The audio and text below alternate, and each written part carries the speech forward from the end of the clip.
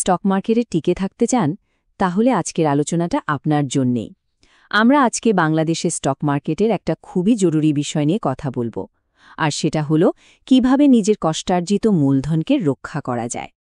তো আলোচনা শুরু করার আগে একটা ছোট্ট অনুরোধ, আমাদের এই প্রচেষ্টা যদি আপনাদের ভালো লাগে তাহলে অবশ্যই লাইক, কমেন্ট আর সাবস্ক্রাইব করে আমাদের সাপোর্ট করবেন। আর হ্যাঁ, নিয়মিত আপডেটের জন্য কিন্তু আমাদের হোয়াটসঅ্যাপ চ্যানেলেও যোগ দিতে পারেন।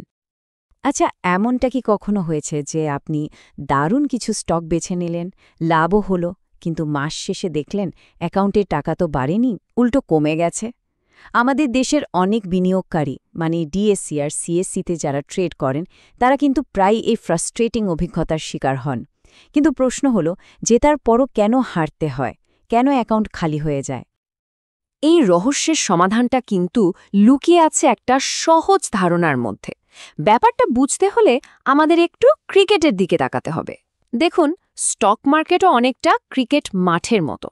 একই মার্কেট, কিন্তু এখানে খেলা হয় ভিন্ন ভিন্ন ফরম্যাটে, আর প্রত্যেক খেলার নিয়মকানুন কৌশল কিন্তু একদম আলাদা। যেমন ধরুন একটা টি-20 ম্যাচ, এখানে যেমন 4 ছক্কার খেলা, খুব দ্রুত রান তুলতে হয়, তেমনি অ্যাক্টিভ ট্রেডিংও হলো সেরকমই, মানে শর্ট টার্মে লাভ করার একটা অ্যাগ্রেসিভ খেলা। অন্যদিকে টেস্ট ম্যাচ হলো ধৈর্যের পরীক্ষা, দিনের পর দিন টিকে থেকে রান বানানো। লং টার্ম ইনভেস্টিংও ঠিক তাই, এখানে তাড়াহুড়ো নেই, বরং ধৈর্য ধরে ভালো কোম্পানিতে লম্বা সময়ের জন্য বিনিয়োগ করতে হয়। এই দুই ধরনের খেলার জন্যেই একটা মাস্টার রুল বুক আছে, আর সেটারই নাম হলো পজিশন সাইজিং। এটা আসলে ঝুঁকি ব্যবস্থাপনার সবচেয়ে বড় অস্ত্র।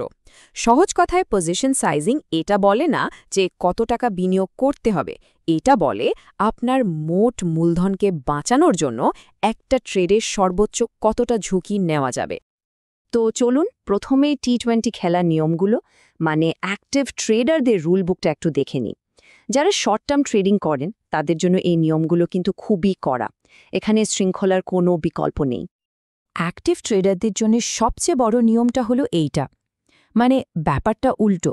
আমরা সাধারণত কি করি, ভাবি আচ্ছা এই স্টকে 50,000 টাকা লাগাই, এটা ভুল। সঠিক নিয়ম হলো আগে ঠিক করতে হবে আমি এই ট্রেডের সর্বোচ্চ কত টাকা লস করতে রাজি আছি, মানে আমার স্টপ লস কত। সেই স্টপ লসই ঠিক করে দেবে আমি কত টাকা স্টক কিনতে পারবো। এটা করার জন্য খুব সহজ, মাত্র 3টা ধাপ আছে। ধাপ 1, আগে ঠিক করুন আপনার মোট মূলধনের সর্বোচ্চ কত শতাংশ আপনি একটা মাত্র ট্রেডে ঝুঁকি নিতে চান। ধরা যাক 2%। ধাপ 2, এবার যে স্টকটা কিনবেন তার টেকনিক্যাল অ্যানালাইসিস করে একটা স্টপ লস পয়েন্ট ঠিক করুন, ধরুন সেটা 8%। আর ধাপ 3, এই 2টা তথ্য ব্যবহার করে আপনার পজিশন সাইজটা বের করে ফেলুন। চলুন একটা উদাহরণ দিয়ে ব্যাপারটা একদম পরিষ্কার করে ফেলি।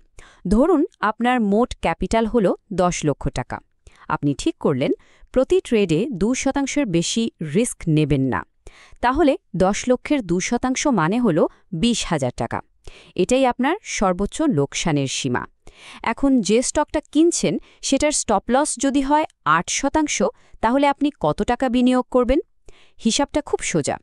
আপনার সর্বোচ্চ ঝুঁকি মানে 20,000 টাকাকে স্টকের স্টপ লস মানে 8% বা 0.08 দিয়ে ভাগ করুন। দেখুন ফলাফল আসবে 2,50,000 টাকা। এর মানে এই ট্রেডে আপনি 2.5 লাখ টাকার বেশি এক পয়সাও বিনিয়োগ করতে পারবেন না, কারণ 2.5 লাখের 8% লস হলেই আপনার 20,000 টাকার লিমিট ছুঁয়ে যাবে।